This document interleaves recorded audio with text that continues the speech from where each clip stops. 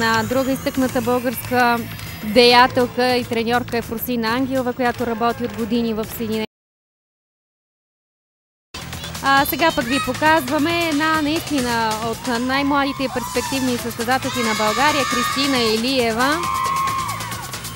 12 годишна, участва тук при девойките извън класирането, подготвя се за турнир в Япония. Рядко можете да видите по телевизията наистина от най-малките, тези, в които очакваме бъдещите успехи за страната ни.